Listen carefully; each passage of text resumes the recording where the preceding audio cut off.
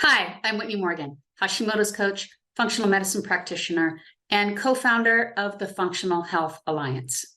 When you've got Hashimoto's, it's not uncommon for thyroid antibodies to fluctuate in accordance with dietary triggers, lifestyle behaviors, and overall stress levels. So if your TPO or thyroglobulin antibodies are higher than they should be, the first thing to turn your attention to, of course, is diet, lifestyle, and managing stress. But sometimes you can be doing all the right things and still be unable to get control of those thyroid antibodies. So what do? Well, when in doubt, look to the gut. In today's video, I discuss the most common gut triggers for Hashimoto's flares. But before we jump into it, go ahead and hit that subscribe button and the little bell next to it so you'll get notified every time I post a new video. I've worked with dozens of women with Hashimoto's, and regardless of the diet and lifestyle changes that they've already made before coming to see me, many of them are unable to get their thyroid antibodies down into a healthy range. And often the answer lies in the gut. In my clinical experience, there are 5 very common gut triggers for a Hashi's flare, but you'll never know about them unless you test for them. So let's take these one at a time. Number 1, H. pylori. H. pylori is a common infection. In fact, research suggests that 50% of the population is positive at any given time. Many of those people are asymptomatic.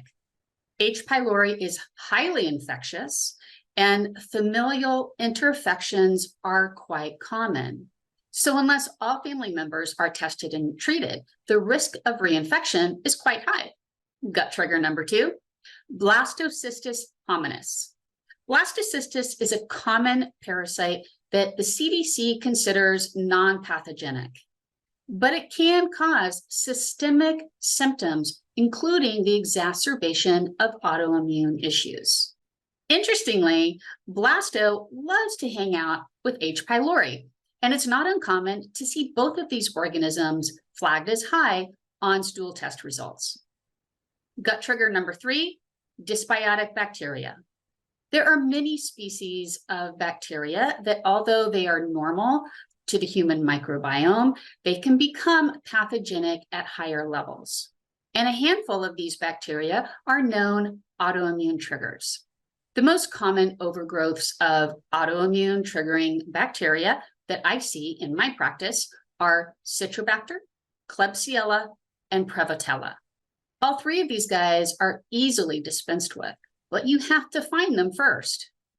When was the last time you had a comprehensive stool analysis? If you've never had one, drop a thumbs down emoji in the comments. Gut trigger number 4, hyperpermeability of the gut lining, or what we call leaky gut. While the gut lining plays an important role in absorption and assimilation, it's also your first line of defense against invaders.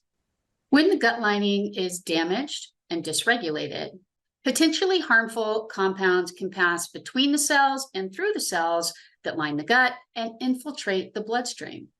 In this way, leaky gut is like a buffet of badness, leaving you vulnerable to all kinds of bacteria, toxins, heavy metals, things that don't belong in the bloodstream.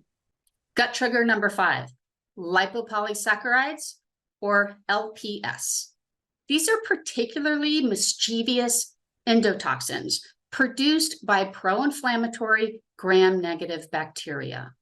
Not only can these toxins create leaky gut and infiltrate the bloodstream, but they can also impair detoxification, drive up systemic inflammation, and accelerate autoimmune progression. So how do you know if one or more of these gut triggers are causing your Hashi's flare? Well, you can't guess. You need to test.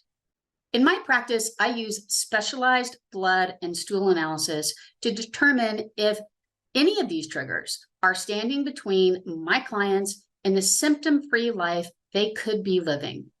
To discover what Hashi's triggers are lurking in your gut, enroll in my Gut Health Groundwork program, I'll drop the link in the video notes below.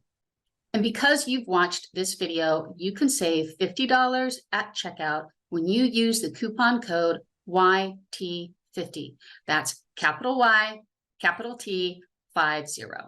Thanks for watching. If you found this video helpful, you can let me know by liking it, subscribing to my channel, or sharing this video with a friend with thyroid issues. And if you have questions, please drop them in the comments. I do my best to answer everyone. Thanks. I'll see you next time. Bye.